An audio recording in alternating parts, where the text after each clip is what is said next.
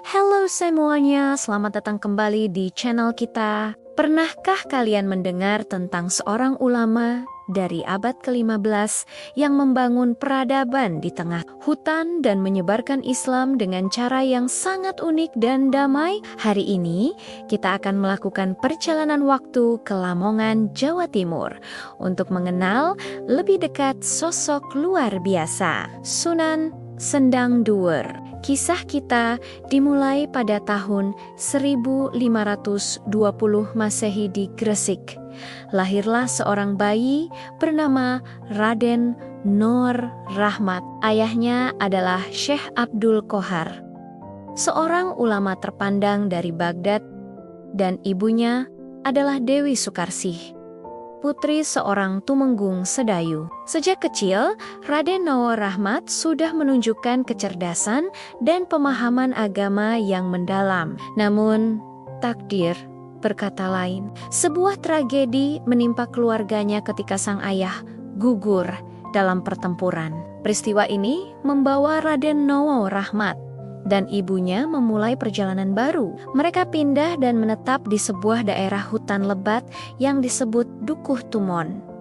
Disinilah babak baru kehidupan beliau dimulai. Di tengah alam liar, Raden Noor Rahmat muda tidak hanya bertahan hidup, tapi juga melihat potensi besar. Dengan ketekunan dan ilmunya, beliau mulai membuka pemukiman. Sedikit demi sedikit, hutan itu berubah menjadi dua kampung yang ramai, yang diberi nama Suto dan Lebak.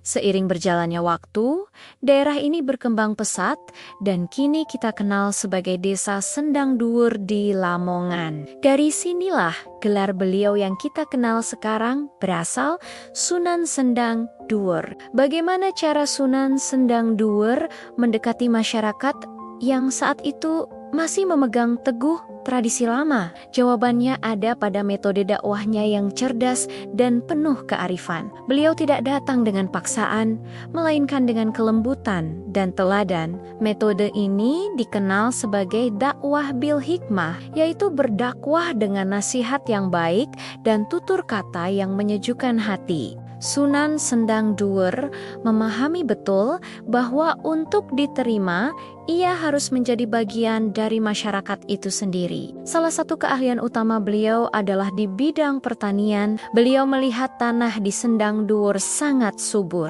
Dengan ilmunya, beliau mengajarkan masyarakat cara bercocok tanam yang lebih efisien dan menghasilkan panen yang melimpah. Melalui pertanian, beliau tidak hanya meningkatkan kesejahteraan warga, tetapi juga menanamkan nilai-nilai spiritual. Setiap kali panen berhasil, beliau mengajak masyarakat untuk bersyukur kepada Tuhan Yang Maha Esa ketika gagal panen atau musibah datang. Beliau mengajarkan cara menghadapinya dengan kesabaran, doa, dan iman yang kuat. Pendekatan ini membuat ajaran Islam terasa begitu relevan dan menyatu dengan kehidupan sehari-hari mereka. Untuk menunjang dakwahnya, Sunan Sendang Duer mendirikan sebuah masjid yang sangat istimewa. Jika kalian melihat arsitekturnya, kalian akan sadar bahwa masjid ini bukan sekadar tempat ibadah biasa. Bangunan ini adalah mahakarya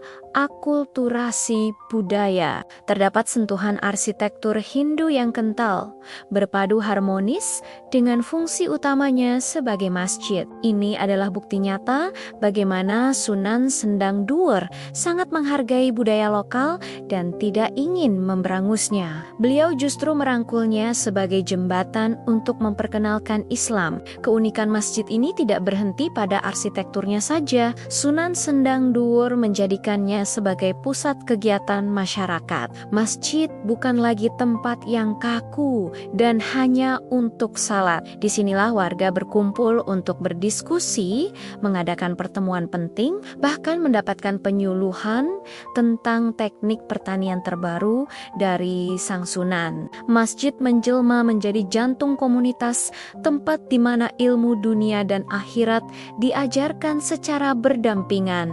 Ruang budaya tercipta, di mana masyarakat merasa memiliki dan nyaman berada di dalamnya. Sunan Sendang Dur juga sangat pandai menyelipkan nilai-nilai Islam ke dalam tradisi yang sudah ada di masyarakat. Misalnya, saat memperingati hari-hari besar Islam, beliau tidak melarang tradisi selamatan atau bancaan. Justru, beliau mengisinya dengan makna baru. Acara tersebut diiringi dengan pertunjukan seni yang digemari masyarakat, seperti terbang jidor dan rebana. Di tengah alunan musik yang meriah, dilantunkanlah sholawat dan puji-pujian kepada Nabi dalam kitab Barzanji yang syairnya sudah diubah ke dalam bahasa Jawa. Dengan cara ini, masyarakat bisa menikmati tradisi mereka sambil secara perlahan menyerap ajaran-ajaran Islam yang luhur. Warisan Sunan Sendang Dur tidak hanya berupa makam atau masjid yang megah, tetapi juga sebuah filosofi dakwah yang relevan hingga hari ini. Beliau mengajarkan kita bahwa menyebarkan kebaikan tidak harus dengan cara menyingkirkan apa yang sudah ada. Sebaliknya, dengan kearifan, kita bisa merangkul perbedaan dan membangun jembatan pemahaman. Kisahnya adalah cerminan indahnya toleransi dan kecerdasan dalam beradaptasi.